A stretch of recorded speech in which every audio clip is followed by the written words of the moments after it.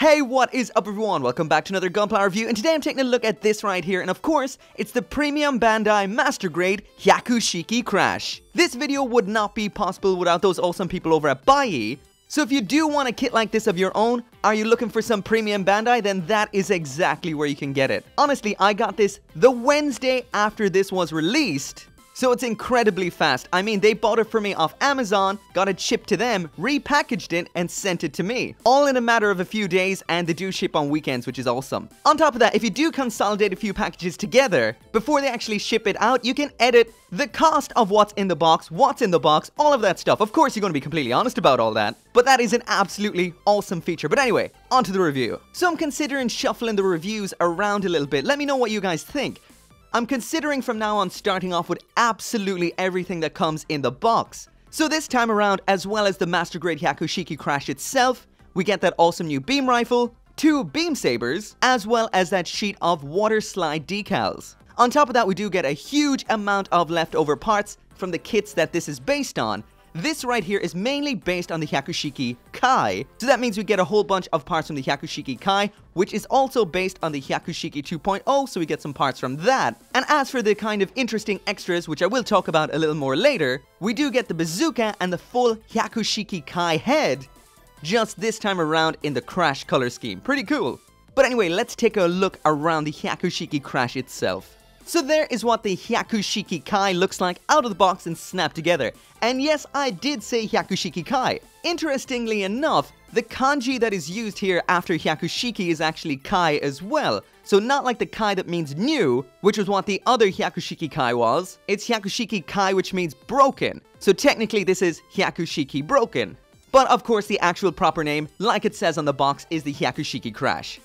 Just like the Buyee Dam that came out before this, which I will be looking at fairly soon, this has an absolutely awesome and evil overhaul. There it is side by side with the standard Hyaku Shiki 2.0, which of course this kit is based on through the Hyaku Shiki Kai. I never actually got around to reviewing the 2.0, but this is one godly kit. It is so good. As far as I'm concerned, this is the best ever looking version of the Hyaku Shiki. The gold plating isn't as gaudy as it used to be, and it's more of a clear yellow on top of a chromy silver. It looks so damn good. So the guy, Naoki, who designed the Hyaku Shiki Crash, he knows how to pick Gunpla to base kits on. Absolutely perfect choice.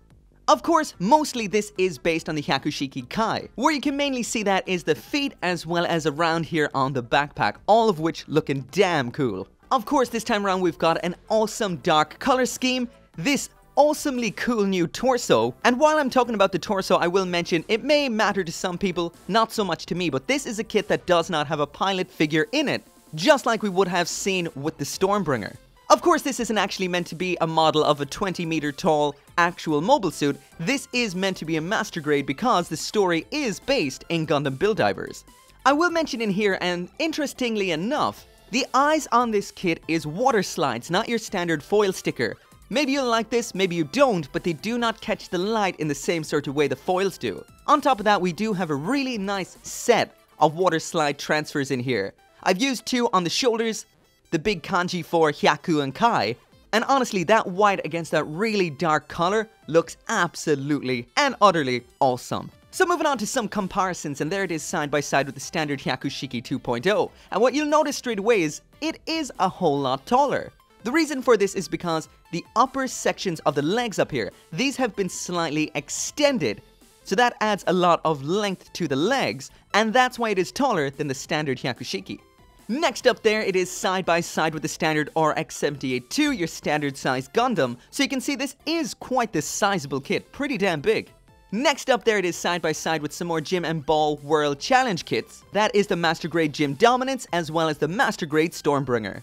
Of course, I do have another couple of reviews coming up. I still have to get around to the Polypod Ball here, and on top of that, I've got the Buyee Damned, and that will be coming up very soon as well.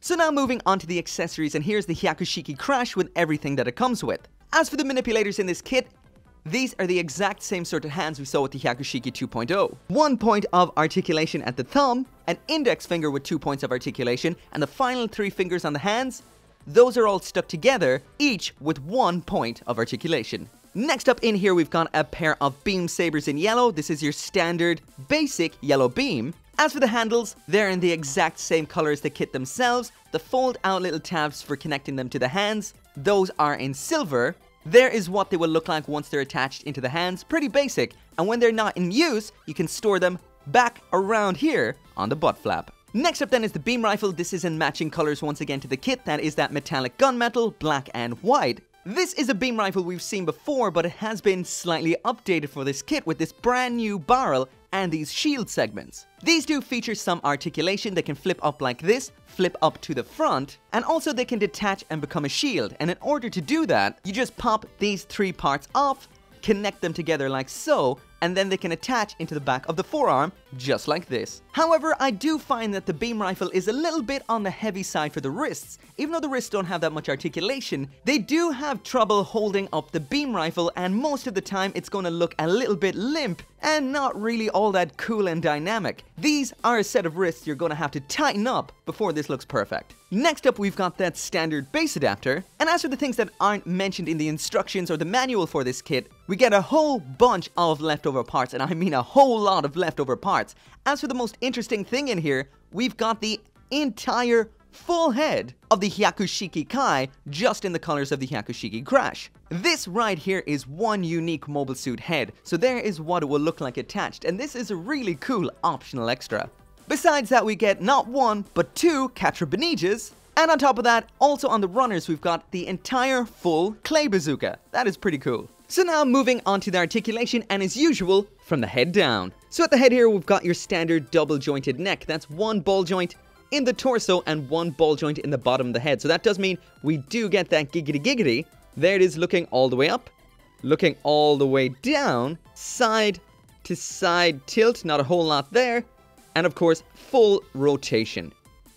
Moving down a little bit further to the torso, and literally, there is nothing to see here. The torso may look awesome and all, but it does absolutely and utterly nothing. The whole section in here in the standard Hyaku Shiki, which was for the opening cockpit, that's gone. So the entire torso on this kit, that is all you get. Just that little bit of side to side. That's all. Next, moving onto the arms, and the shoulders can move in and out like so. This shoulder armor is separate to the arm, so that moves up and down ever so slightly. We've got a flappy flap in here, up and down. There is the rotation at the shoulder. Because of those wings, we won't... Oh, never mind. That goes all the way around. No problem. Full rotation at the arm up there at the upper arm. Let's check out that bend at the elbow. So there we go. Not too bad. The wrist in there is your standard ball and socket. Looks like there could be more, but there isn't. So there is that hilariously square hand again. What we've got, like we've seen already, is a ball joint at the thumb, a ball joint at the base of the index finger, 1 point of a bend there.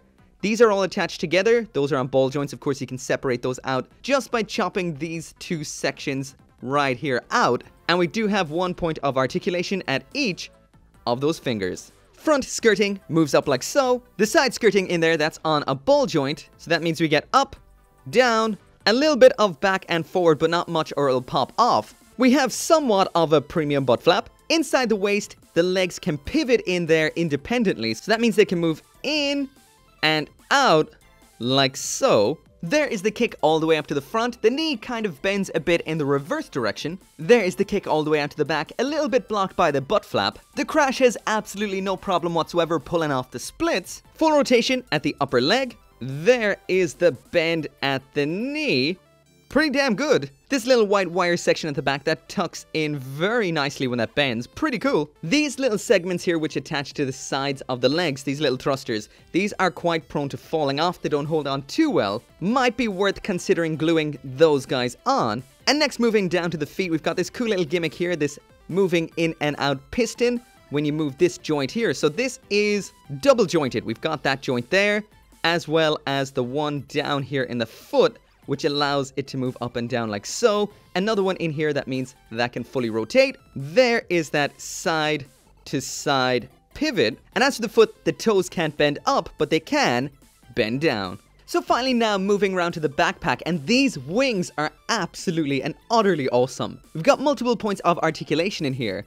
That's this rotating and moving in and out joint here. This isn't a ball joint. This is actually a bit of a variant on a ball joint. Quite nice, quite good. Up here, we've got rotation, so the whole wing can rotate in and out like so. So That's 2 points right there already. Next up here, we've got that tilt in and out like so, that nice little pivot. And finally up here, we have another one which allows the wings to come out like so. Come out like that, move in. That's pretty awesome. And if that wasn't enough already, we've got a joint here that allows the wing itself to bend. So that is pretty cool. A lot of posing options right here. Down at these kind of tank thrusters here, which obviously come from the Hyaku Shiki Kai, just realigned. We've got out and in right there, as well as this bend up and down. So that is it for those. So one more time, out and in, and up and down. So that is it for the review, and on the whole, this is an absolutely awesome master grade, and it gets a silver tier from me. Once again, silver tier means it's exactly what I would expect from a master grade. The articulation is great, bar that torso. The accessories are pretty cool, and we do get a couple of extras in here. Too bad the hands are a little bit weak and can't necessarily hold up that beam rifle. Again, that's a simple fix, but out of the box, a little bit on the limp side. And the last thing I'll mention then is, the dark and metallic color scheme really does suit the mobile suit itself. It's evil looking, it's a sniper, so it makes sense that it would be dark and hard to see. But when it comes to a model kit, this doesn't always necessarily work. In general, what has happened here is, it is a bit neutral and a little bit dull looking.